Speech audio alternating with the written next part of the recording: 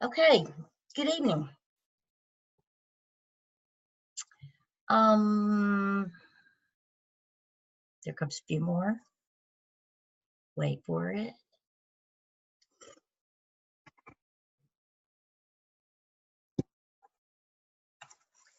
So welcome to probably the most jam-packed class we'll ever have.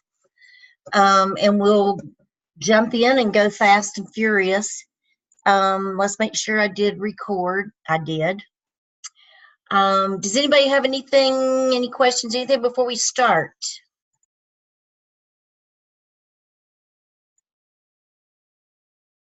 Okay, so I'm going to share my screen with you, and as I do that, it'll be a PowerPoint that I can share with you later, but let's just jump in and get started.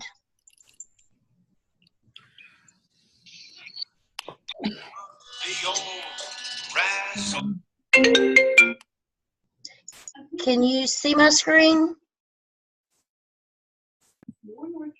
No. No? All right, let's try it this way.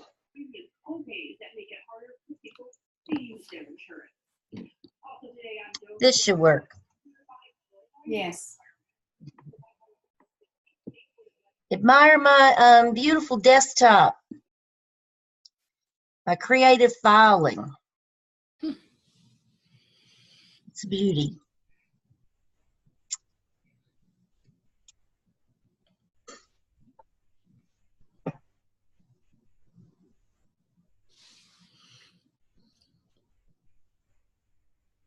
Okay, so we have both books today or tonight, and there's only 8 chapters that we're going to go through.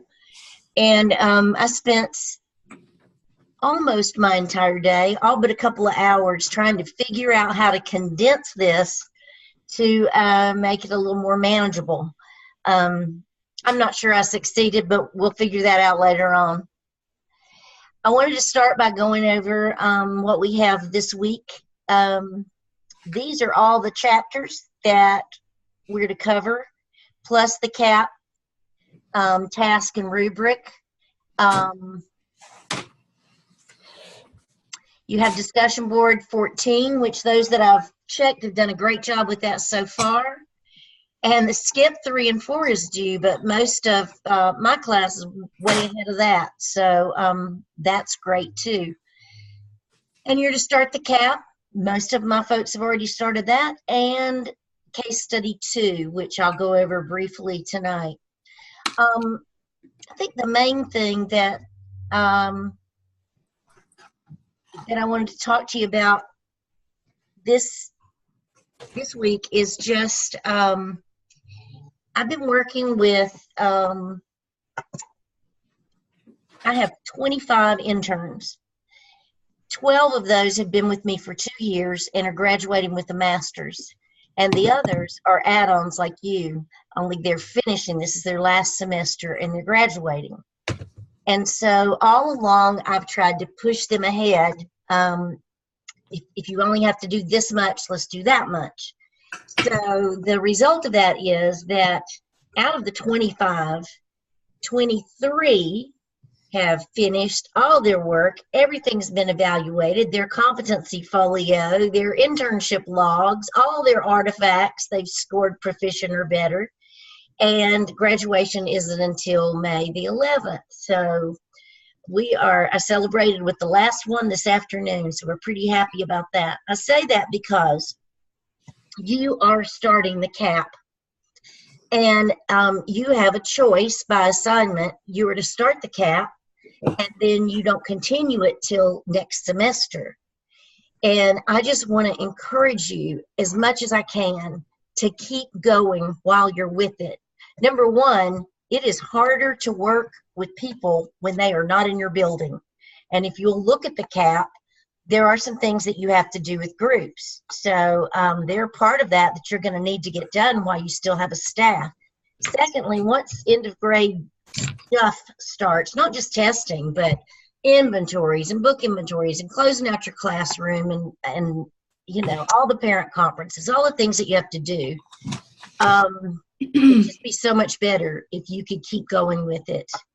The other thing is, and I know that we've told you this before, but I want to stress it again, summer is 10 weeks. You have the same amount of curriculum to cover, but it's 10 weeks.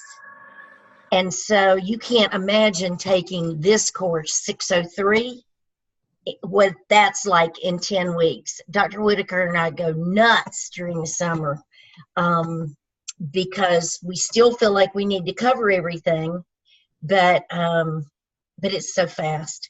So I'm just saying that if you think about it, that's like 6 classes less than what you've got now. You're going to have the same amount of discussion board questions. You're going to have the same amount of assignments. You're going to have the 4 case studies. And to do that, plus finish the CAP and do the SIAP, which has 6 components, that's a lot to do. So I just encourage you to keep moving with it, if you can. Next week, you don't have a Zoom session. I don't know about you, but I'm pretty happy about that, just because all my grandkids come to visit. This year we're split up. Half of them are coming the week before and half of them are coming the week after. But that's what we do over Easter. And then you'll go right into week 13. And week 13 is when you're going to talk about sexual harassment. And I think Dr. Whitaker will be with you that week. You're going to look at your school district's policies concerning sexual harassment. And your discussion board is actually kind of like a mini case study. It's putting you in the place and asking you to respond to a complaint, how you would handle it. And then if you haven't already done so, you're going to complete the skip and start the CAP and finish up case study 2. All right. Let's talk about case study 2, because if you've looked at it in Blackboard, it's a mess, and those are given to us by the university. So they post those for us, the case studies. So we didn't save those beautiful copies for you. But what I did find out is that the one for next time is found on page 64 of your resource management book, and it is the top. It's the one that starts out, "Dear Letter to the Community," something like that. Now, the thing that drives me nuts is pretty simple. The thing that drives me crazy is this is case study 2, which is actually your case, the 4th case study you've done. And the book has 2 case studies on 1 page. The one you're doing there is case study 1. But in your agenda, it says case study 2. So believe me, my life is complicated enough. I would not have done all of that labeling of the different numbers of the different case studies. So I apologize for that. But just know that what you're doing now, the one you're working on, is going to be found on page 64 of the Resource Management Administrator's book. Dr. Z, could you ask everybody to mute? We're getting some feedback from somebody. Sure. Did that take care of it? I've got one Yes, more. ma'am. Thank you. Sure. Thank you. Okay. So, that's the OMA. Excuse me. CAP and OMA. How'd that happen? Sorry. Let's just move on to this one. What I pulled up for you tonight was the CAP rubric, because what we find a lot of times is that people aren't really looking at the rubric. And so I've pulled those down for you to be sure that you look at them. I'll send you this presentation so you'll have those. And then I also sent you tonight an outline for the CAP. I asked Dr. Stedman if he minded me giving it to you, and he didn't answer, so I sent it to you anyway. But it's one that I feel like is helpful. Dr. Robertson's actually the one who helped us devise it, and he did that last summer when we were in such a crammed session. So if you will follow that one, I think you'll find it really helpful. Dr. And Z, one quick question. Yes. I know that you said we'll have the same number of stuff in the next class. Is there a list of textbooks we can find somewhere so we can go ahead and get those if we need them? Yeah, you'll be taking 605, correct? Is that right? Yes. Sorry, I get confused on add-ons and masters. I have both groups. So I will have 605 is what we'll have. Yeah, I will have, I'm not sure who's teaching 605. It's usually Rebecca Wilson and Anita Sanders, and I'll actually be at Gardner Webb on Palm Sunday for a meeting, believe it or not. So I will find out from both of them, and I'll post it for you, okay? Okay, thank you. But yeah, that would be helpful if you could go ahead and get that. All right. So anyway, I think in talking with Dr. Whitaker late this afternoon, and Amber had the same idea, instead of you trying to ask me questions tonight while we have so much to cover, I'll give you this I've given you that outline. I'll give you this PowerPoint that has the rubric on it. And then from that point on, we'll just do it one-on-one. I only have 12 of you, and Dr. Whitaker I have 13 of you, Dr. Whitaker has 12. So we can certainly just do it one-on-one. If we need to have an extra Zoom, we can. Plus, Danny is going to do a Zoom with you. But I think we'll plan to just do it that way, if that's okay, unless you have a specific question right now.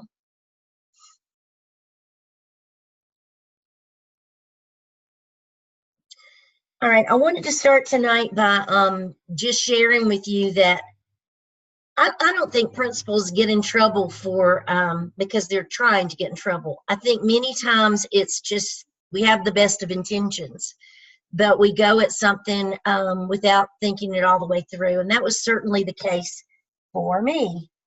When I started, I had this great idea in 2006 that that I would require everybody in my building to do a Donors Choose.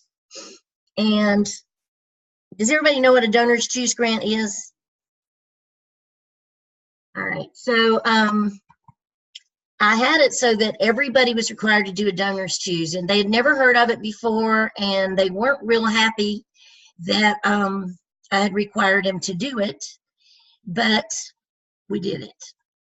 And the reason that I'm having to change is because I can't give you a copy of this because this isn't mine. I'm going to share with you something that was done by somebody else, and I'll explain to you why. So, let's see, view.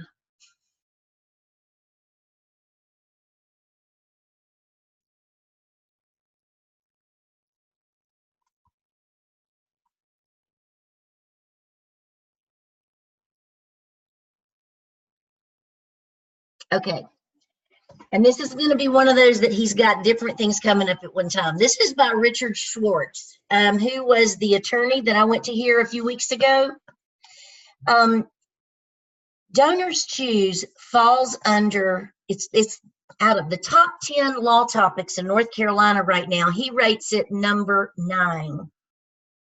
So I didn't really have a lot of regulations or rules when I asked my staff to do a Donors Choose grant. I just required them to do one. But what has happened since 2006 is that there are lots of things like Donors Choose. There's several of them. There's GoFundMe. And every time there's a good intention and a good effort like this, there are people that are in con artists that are going to try to take advantage of it. And that's certainly what's happened. So because of that, they've lumped them into a whole category. Legally, they call it crowdfunding. And crowdfunding is the practice of obtaining needed funding by soliciting contributions from a large number of people, and especially in an online community. So here's some of them that you might recognize. Now, some systems are very limited in what you can do with crowdfunding, and others are wide open. So these are all the people that use crowdfunding: teachers, counselors, therapists, parent organizations, and con artists, and that's where the problem comes in.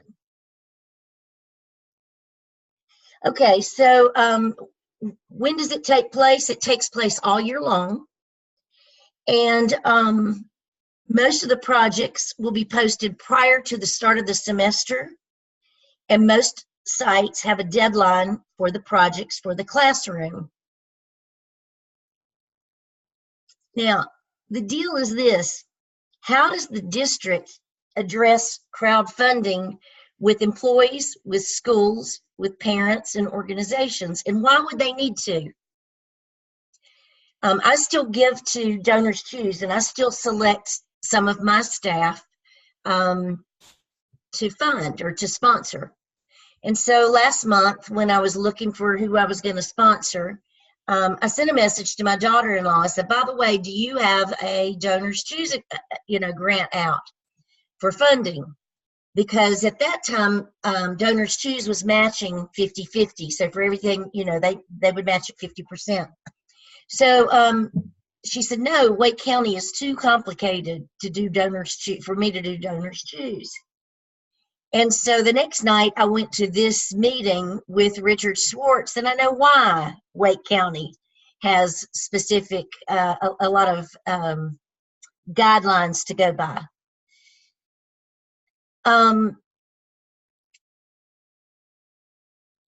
So here's the options that a system has. You can prohibit it altogether. Nobody can use it. Or they can decide that they can use it for school purposes, but it's going to be regulated or only on certain sites. So your school or district has to make these decisions. These are the potential issues that you're going to come in, in contact with. One would be student privacy, the image or the reputation of your school, legally damaging content, or fraud. Now, I promise you, none of these things crossed my mind when I said, hey, let's do a Donors Choose grant. I thought it was a great idea. But to think it through, and I was looking at those. They were coming to me and then going online. So it's a little different. You're welcome. Yeah.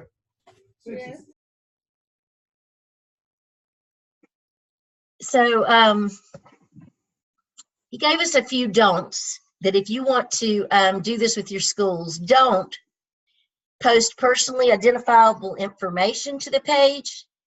Don't post pictures without students or parents' consent, and don't permit teachers to post information that presents a bad image in the school.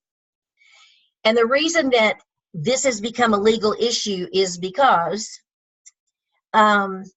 teachers are putting legally damaging information on the web pages without even realizing it. They're saying things like, my students aren't able to pass their end of grade test because we don't have iPads.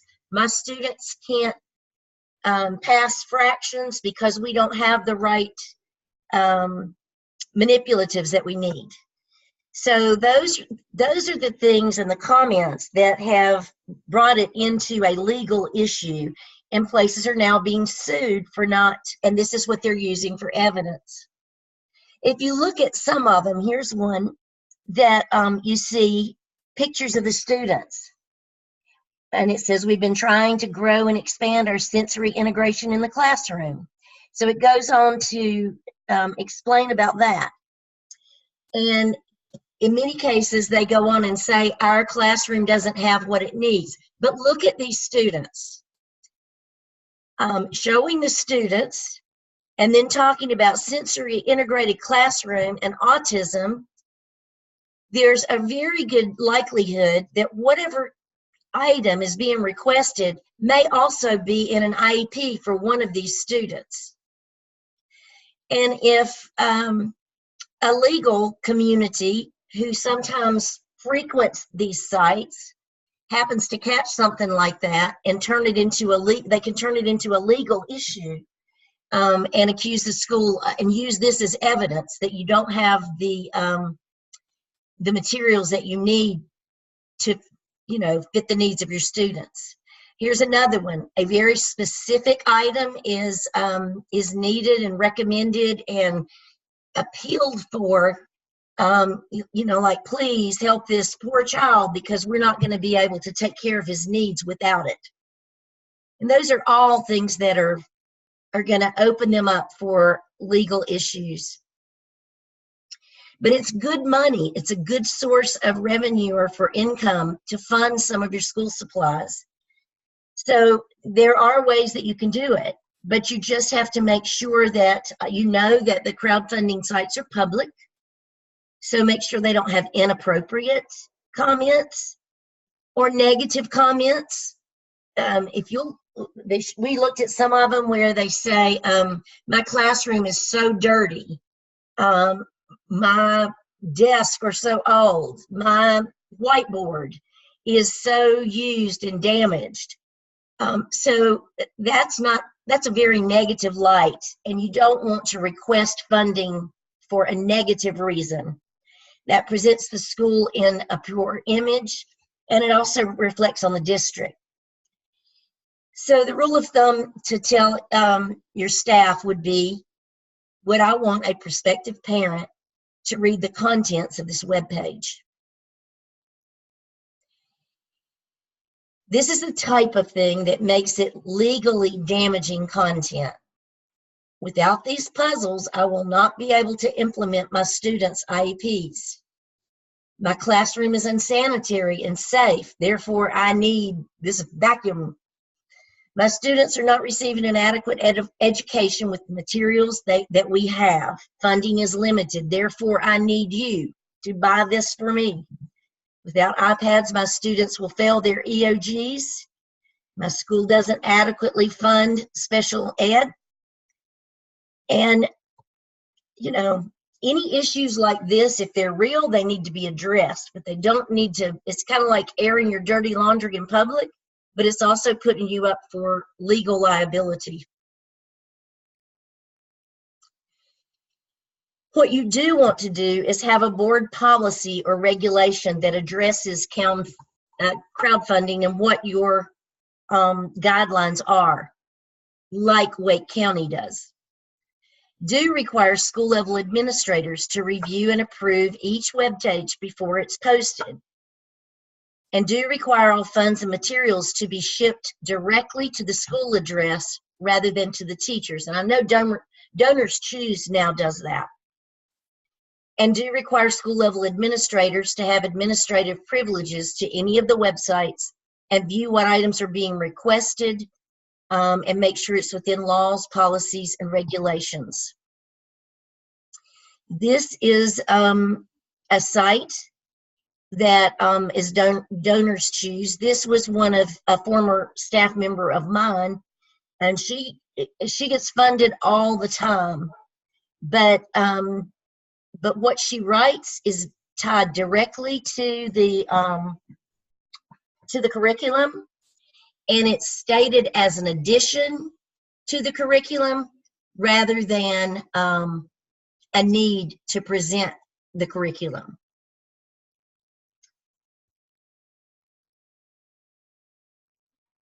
So, and that was just something I was sharing with you by Richard Schwartz, again, who is one of the top attorneys in North Carolina.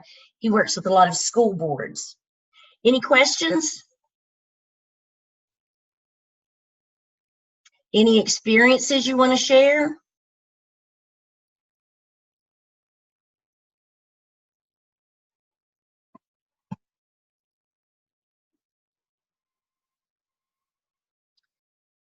All right.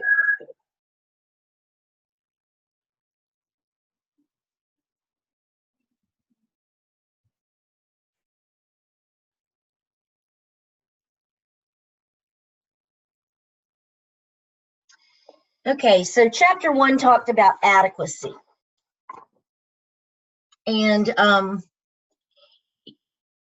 when you're talking about adequacy, you can have low achievement, high cost, low achievement, low cost, high achievement, high cost, high achievement, low cost. And bingo, that's the optimum one that you want. So just kind of peg yourself and think which school are you teaching in right now? Where would you fall in one of these?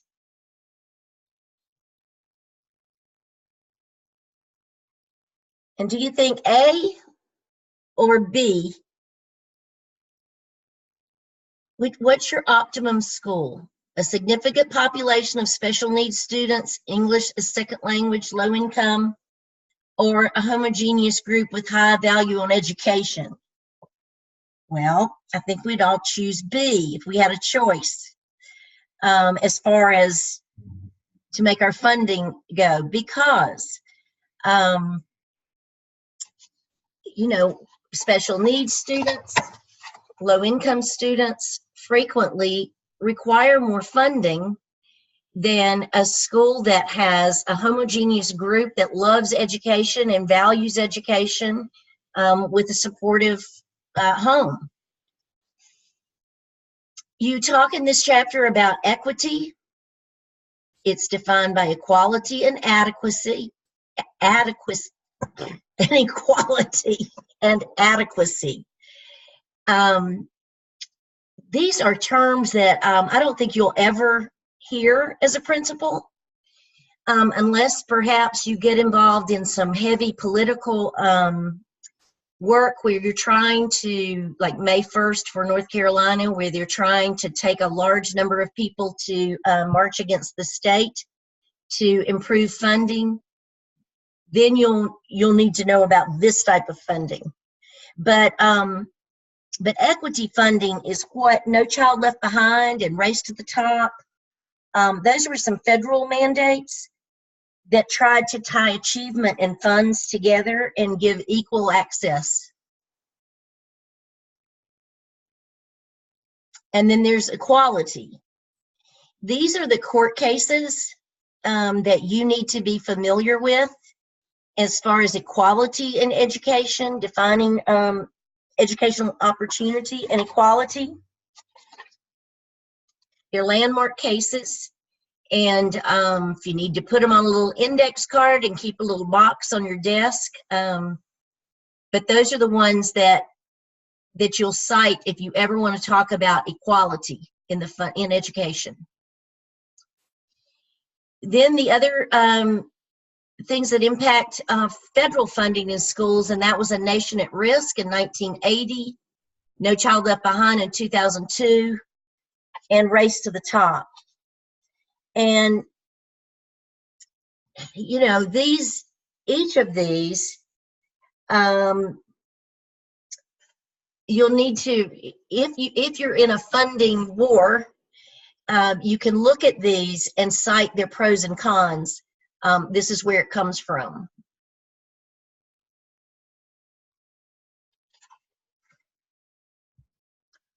So some of you pointed out in your, and I want to go back to where we can see each other, because some of you pointed out when you did this last discussion board, some of you pointed out that charter schools are causing an issue in your district because of funding. Does anybody know what I'm referring to? Who can talk about that just a bit? Well, I know it in our district, we've had a problem with the kids starting at the charter school, and so they get funded at the charter school, and then they leave the charter school and come to our school, so we never got funding for them. That's been one issue we've had. And the funding doesn't come back, does it? No. These are issues that we need to be aware of, and there are also things I would be willing to bet, unless your principal has done a staff meeting on it, that that there are a large majority of teachers that have no idea that's one of the funding issues. Can any of you share with me? Is that being shared with your staff? Was it a surprise to you? It was definitely a surprise to me. So I asked how it was tracked and if we yearly kept the amount of money that was lost or could have been handled differently, and it had not been efficiently tracked. So I think now, not because I was questioning it, just because it has become more of an issue, they are tracking it and hopefully can address it. Anybody else? Not in my district, but some of my family works in another district. They're not aware of it, and when I tell them how they're funded and how some of them are for profit, that they make the money, they get the same voucher, but they don't have to provide lunch and the busing, and that's big money, and those are going back to business people in Florida who are starting like charter. I won't say the name, but something incorporated, and so the money goes back to them. They're like, and then they also legislative they dropped the ceiling or the limit on how many charter schools could be opened, and so people worried about this being privatized or something of that nature. So they were very surprised. And don't get me wrong, there are many excellent charter schools. Right. There are. Yeah. But this funding issue, the reason it's such an issue is because of what it does to the funding. Because if a child goes to a charter school saying, I can provide my own transportation, and that changes in October, that child comes back to us with the bill of their education and the bill of their transportation, and we have to accept them. We can't turn them away. I've also been involved with systems who have had a charter school that started, and things didn't go as well as they were advertised to go. And so they changed stream, in December 1st. So all of a sudden, December 1st, an influx of students come in that are going to be counted on your end of year achievement. Or they come, there's that cutoff time. But anyway, there's just a lot of issues with it that I'm not against charter schools, but I am for educating the public. And I think that's what Chris was saying. I'm for educating the public on all aspects of an issue. And I'm not sure that that's been done. I think sometimes in education, in public education, we sit back and just think this too shall pass, and public education is always going to be here. It always has been, and they're not going to hurt us because we have history. But now is the time that a principal's job, the PR part of your job, is as important as anything that you do in that school. And one of the things that I stressed was to bring issues of this type of funding, not this particular one maybe, but whatever was a hot topic at the time, to bring that to my staff's attention. That's what my staff meetings were about. They were about their retirement benefits, because when they started taking away parts of the retirement benefit in North Carolina, those teachers with less than 10 years experience that were in the classroom working hard, they didn't have time to do politics. And they weren't fully aware of what was happening to their future, because right then they were in survival mode. So I just wanted to use tonight to bring some of these things to your attention as a future administrator, to really think you are responsible for educating your staff so that together you can be the PR and the face of public education. And if you don't do that, And if we don't become more proactive about that, then public education is going to be in worse shape than it is. The big issue back in 2006 was partial funding for special ed.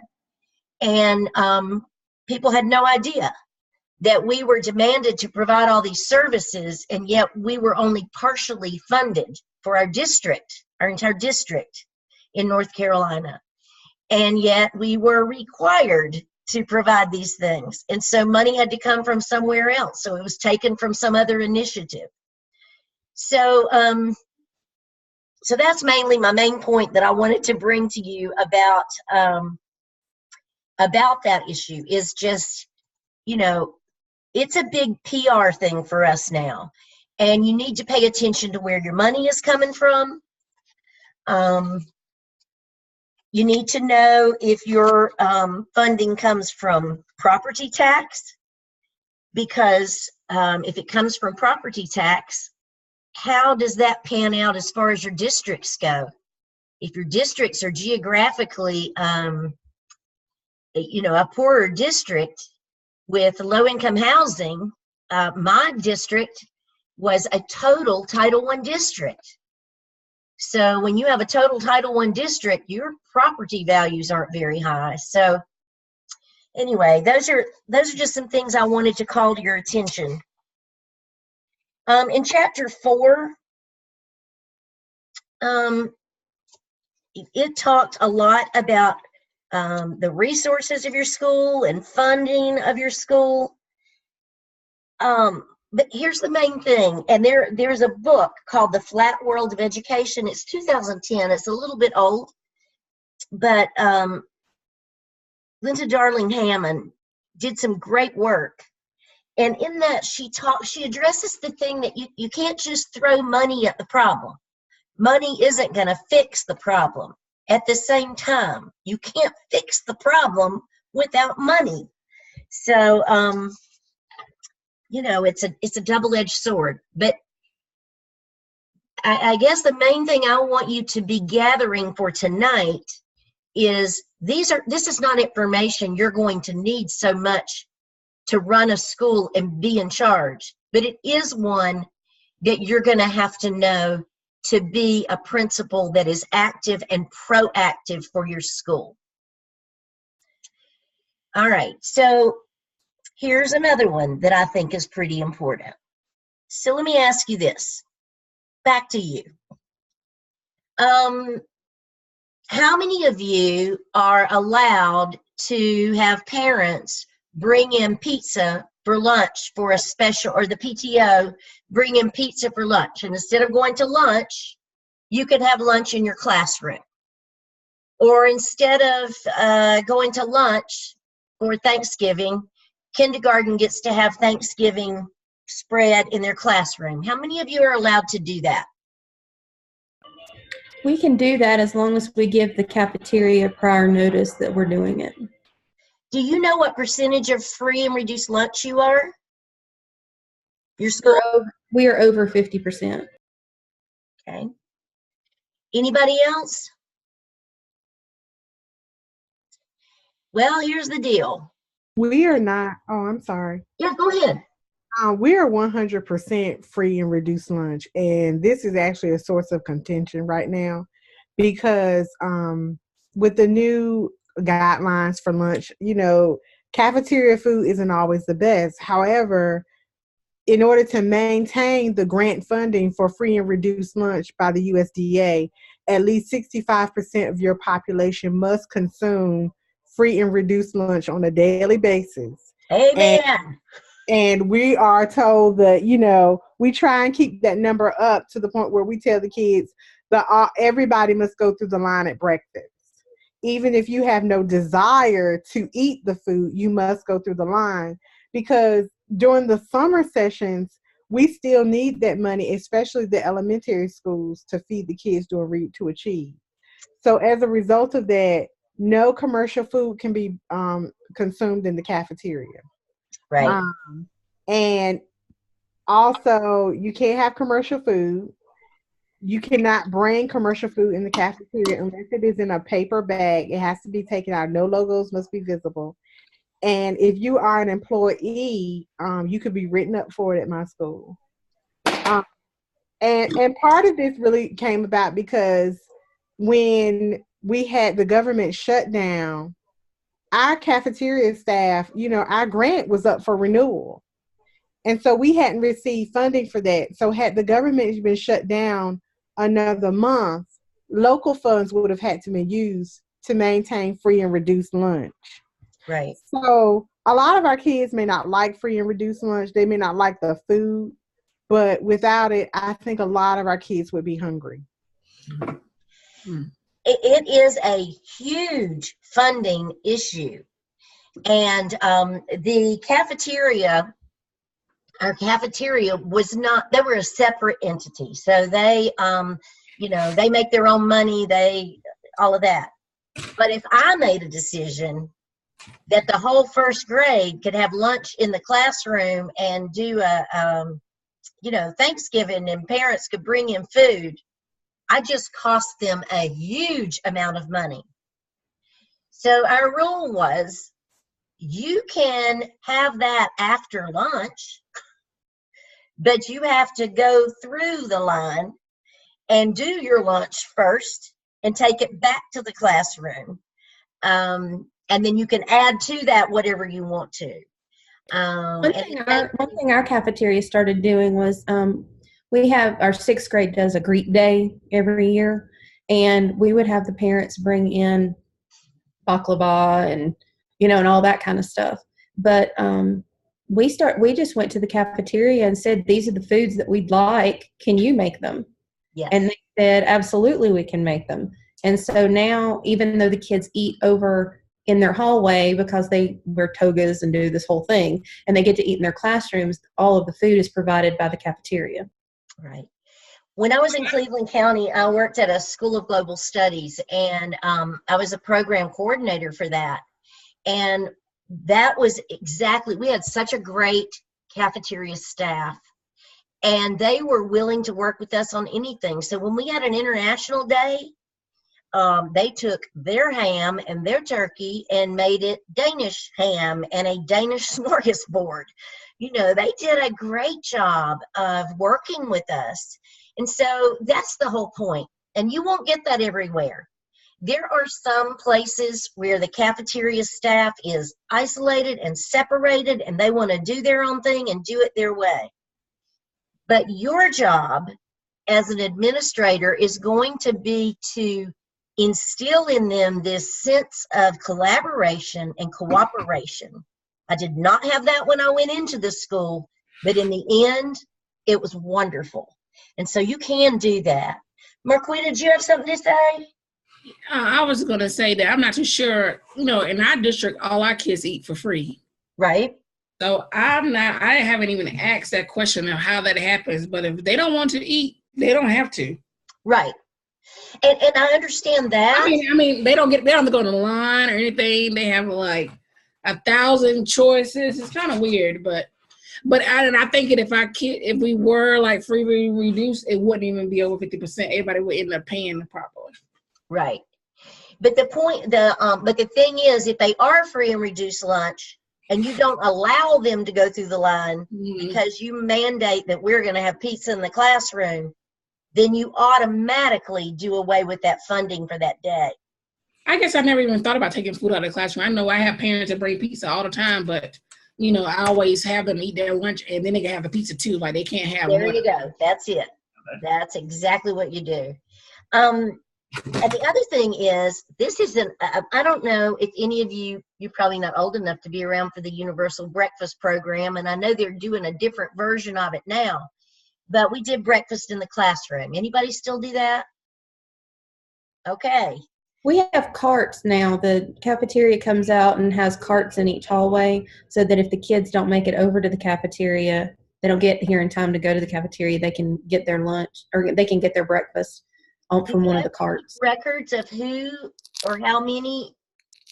Yeah, they have iPads, and they have to put in their lunch number, and that's how they pay for it. It either comes off their account, or if they're free and reduced lunch, it comes off of that.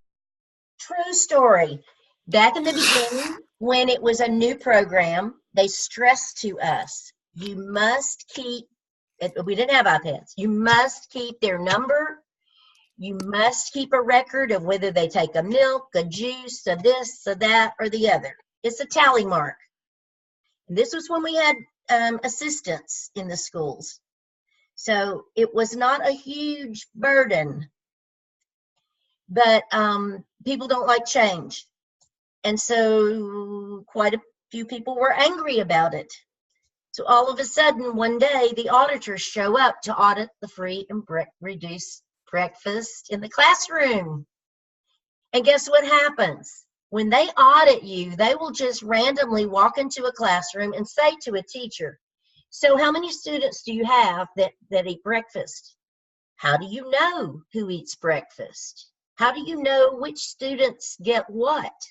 Are you sure that your students are getting a milk and a juice and a meat or a protein or whatever? And one angry teacher said, I don't have any idea. I have stuff to do. I'm teaching. So it's over there. If they want it, fine. If they don't, that's fine with me too. That was a wrong thing to say in a school that is 100% Title I district, because that was important information. The system was fined an ungodly amount of money for every breakfast meal that was served for like an entire month. You cannot imagine how much money. I mean, it was thousands and thousands and thousands of dollars because of that one comment. So I tell you this again because I'm trying to instill in you a new vision of your job that you're going to have very soon. And that is not just taking care of the building and the children and this and that and the parents, but of being a true educator of these guidelines, these funding issues for public relations and for staff information. No staff member would do that to you on purpose, but emotions take over, and if they don't know, what the repercussions are, it happens. So I just stress that to you. All right. Let's see. We did that one.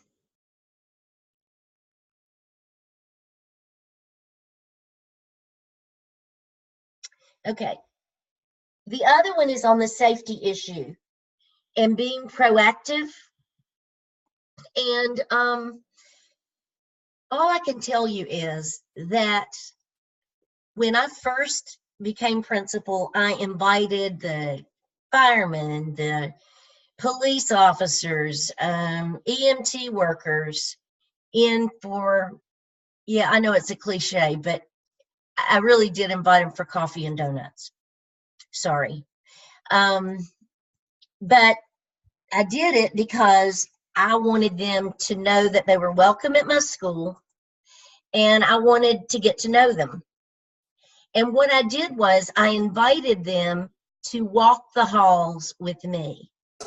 And I asked them to look for things that I said, I'm a new principal. The things that keep me awake at night are worrying about what I'm overlooking. So I need you, with your eyes, to walk through the building with me. And if you see things that don't look safe or things that I could improve on, I'd like for you to share that with me. And that's what we did. And it got to where they didn't come by to do those spot inspections to get you at my school. They came by to check in to see how I was doing, how things were going. Was there an area I was worried about? And because of that relationship, I was able to get cameras, and this is in 2006, cameras on all my doors, exterior doors. I got extra locks. They built what we call the learning zone, so they closed off hallways that were open to the beginning of the front of the school and kind of redesigned some things.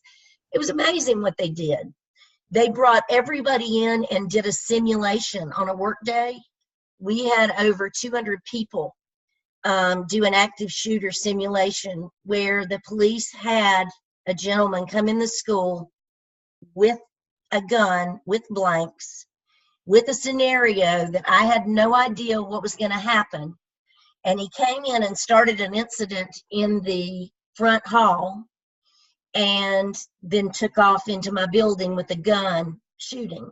And teachers from the district were there as students. What we learned from that was just unbelievable. The biggest thing I learned is that you better have those things that we talked about back in the beginning when you analyze that box. And if you're practicing those routines, when you read that chapter and they said you need to practice these routines, you better.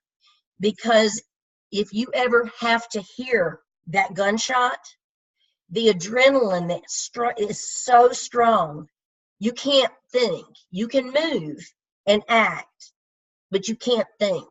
You can't really think through, okay, this is what I do first, you know. So those are just, you know, lessons that I've learned that I share with you. The next one that'll be on your slide is on transportation. And that's one of the auxiliary services that that I have some really good stories about.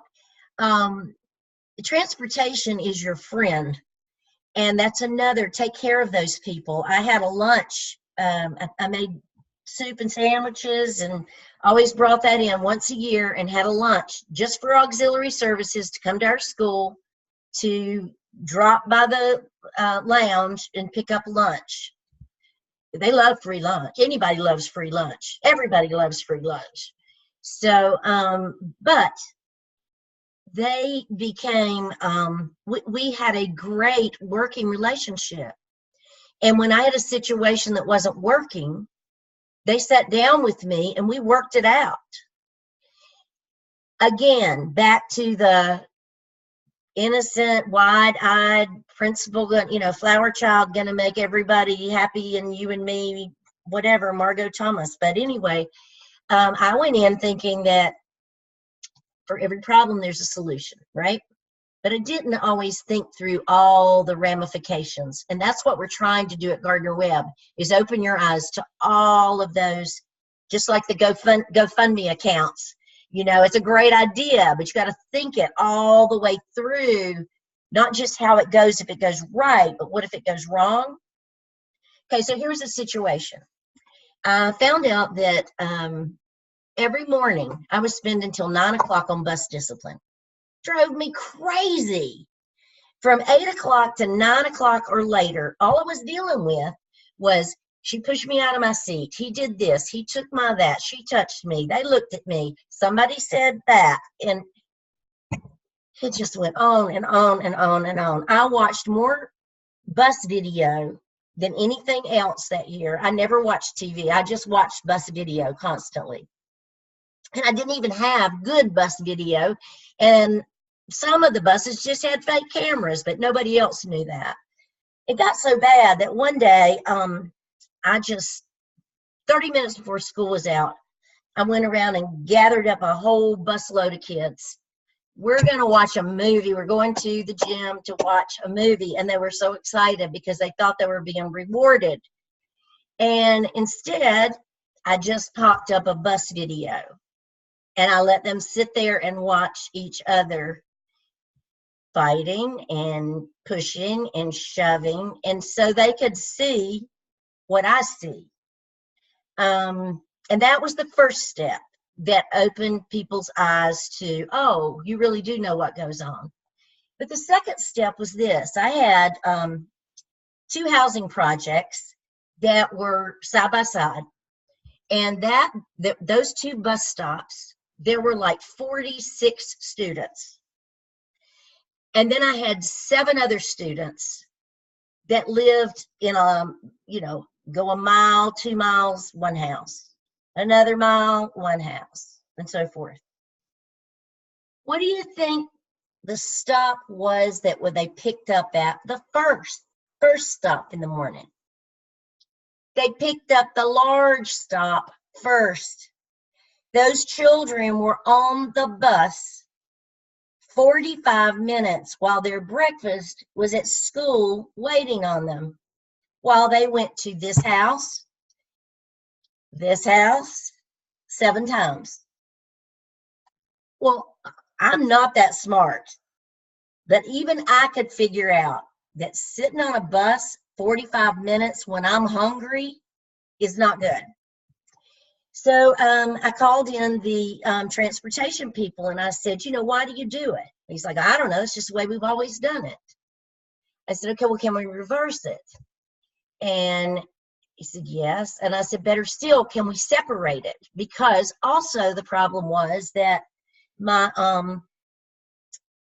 big stop, they were late for class because they were getting to school late, because by the time you pick up all those other kids. So anyway, we changed it. We had 2 bus stops. That it was, I got in my car and measured it. It was like less than 3.5 minutes to the stop and back to school. So in the morning, they picked them up, they brought them to school. Then they went out and got those 7 children and brought them back to school. In the afternoon, they took them home, came back to school, and then took the 7 children home. I thought that was a great situation. Can anybody unmute yourself and tell me what I just did? For the best of intentions. Segregated. I certainly did. Because one housing project was predominantly African American. Across the road, the other one was predominantly Hispanic. Without even realizing it, without thinking about it, that's exactly what I did. As soon as I heard the first rumble in the community and realized it, I drove to the community room in the housing project and announced that I was here. I'm here. In other words, come and crucify me, because I know that's what you want to do. And I said, I understand that you are bound to be angry with me, and I get that, and I'm here to listen to everything you have to say. And I listened. And when they were finished, I said, I understand and I apologize, but here's what I was trying to accomplish. And they are the ones that they're, largely because their children were on the bus so long, their children were getting suspended from the bus. When their children were suspended from the bus, they had to get them to school. That made them late for work. So when we put it out like that as a problem, and I asked the parents to solve the problem, do you know what they did? They left it just like we had it. Because it wasn't a perfect situation, but it was the best solution for that situation. I also let it know that we were always open for suggestions, for changes, to do a different route.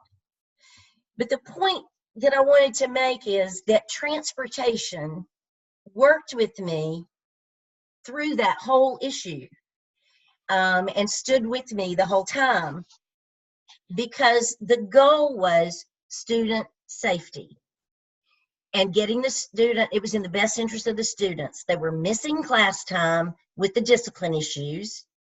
They were missing class time because they were being suspended from the bus. And they were put in an impossible situation. 45 minutes is too long to be on a bus when you're hungry in the morning, and in the afternoon when you're tired and cranky and want to get home. So that was for Chapter 7 with your auxiliary services. That's my message to you tonight, mainly, is to just get to know those people, take care of those people, and they will help you, and together you can solve these problems. And then the final one is Chapter 8, and that's on well, 8 and 9. 8 is on academic issues. And the only thing I want to point that out there is that until you can trust your staff and you know them very, very well, be very careful about report card time. You either need to have an assistant that can read the report cards and comments and check over those, or you do, or a grade level chair, but somebody needs to be looking at those. Because too often you see an F or a D and a comment of how hard Jake is working. He is working so hard and trying so hard and doing a great job, and I'm so proud of him. And he has a D. And parents want to understand, what does that mean? Because that doesn't make sense to a parent. So look at the written, it's kind of like the donors choose thing. If you will look in the comments, in the report cards, sometimes things are actually said that could actually be a liability issue, because a teacher is actually saying in there, I either didn't do my job, or I'm prejudiced against your child for this reason, or I'm not providing your child with that. So those are things that you really need to study and make sure that you're on top of all of that. And then the final one is copyright. So I come from an era where people used to, when PBIS first started, and people used to show Disney films as one of the reward things, and nobody thought to pay the fee to Disney until Disney started fining schools thousands of dollars for copyright law. So we learned that you have to apply for a license. I never again showed a movie without paying the $150, and not just Disney, any movie, $100 and $150 license that has to be paid.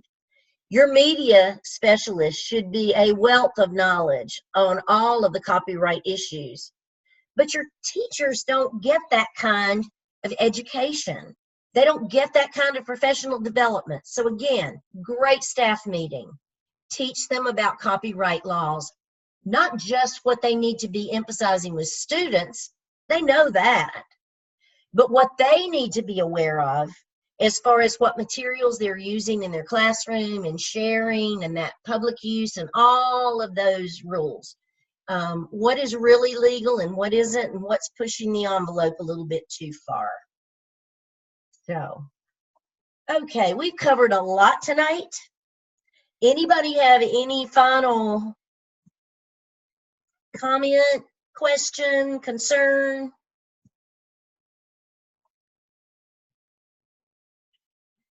Dr. Z, I was just going to say on the copyright, we had some really good professional development on that earlier in this year, and they handed out things that we read and some things online and different apps and stuff, and they said, find what the copyright laws on that. We're like, we've never read these, and we had to search and look, and we found out like sometimes apps that are targeted towards for children to use in school, sometimes there's age requirements, and Right. a lot of them have rewritten their copyright laws. Some very common apps that schools use. So some of them are not like, can't be below 13. So, at my school, if you have sixth grader that's 12, by the copyright law, they're not able to use that app. So that made us really aware, and also, other things as well. So it really brought some light to us. The book made that point too, that with technology the way it is, there are so many copyright issues that we are not aware of, just like that we really need to be thinking through. And maybe, it's not being enforced right now. But I don't want to be somebody that just enforces the rules when somebody's watching. My character says that I enforce the rules all the time. And the thing that I've learned about being an administrator as well as being a college instructor is that ignorance is not an option. So just because you don't know something or you omit something, that sin of omission, that doesn't get you out of anything. So, none of this is meant. Tonight's session, I worked hard to try to design it to empower you, not to frighten you, but to empower you. Because I believe that knowledge is very, very powerful. And these are areas that until you are an administrator, you really may not think about some of these, the implications of some of these. And you may go in like me, ready to bust it up and hit the top and get that school out of improvement and everybody over the top and use whatever it takes to get you there. But you really need to think before you do that about some of the implications of some of these things that we went over tonight. I'll send you a PowerPoint. It will not have the donors choose section on that because that was not mine to share. And he's an attorney and I don't want to do the copyright thing. I could share it with you. I can't give it to you. So I will send you everything else. And if you have any questions, if you have a chance to think it through, but I hope if anything else, I've just planted some seeds of things that you can have conversations with your school administrators, with your media specialists, with somebody at central office in transportation or auxiliary services, and count that as part of your internship log. Those are some of the greatest internship hours you can have, is to take some of these things from our textbook and look in the, where it shows, it shows case studies in the resource book. The other one shows risk management cues. And take some of those. Make you a list and make an appointment with somebody that you can have a one-on-one discussion with. That's when you're really going to learn this. And that's when it'll really get your wheels turning and you'll be thinking as an administrator. And if you're thinking as an administrator, you will interview like an administrator. And that's what you want. You want to interview as if you already are an administrator and thinking like one. Anybody else? All right, I hope you have a great rest of the night. Thanks for joining me tonight. Enjoying being with you. And I hope you have fun on this next case study and enjoy your time off, but don't take it. Just use that time. I don't really want you to enjoy it. I didn't even mean that. I want you to use that time to work on the CAP. Use that time to do your case study. I'll even let you use that time to finish out your discussion boards. I may not grade them right then because I have those 8 darling grandchildren that are coming. But no, I'll address them as soon as they come in to the best of my ability. But I just want you to work hard while you're on a roll, and you are on a roll. I tell you what, I've never seen such high scores. Let me just say that in such large numbers. So you guys are just doing great, and I am really proud of you. I've called Dr. Stedman twice to brag on you. So take care. Have a good rest of the night. I'll get this out to you sometime later tonight or in the morning when this video renders. It always takes forever for some reason. But have a good night. Take care, and thanks again for joining me. Good night.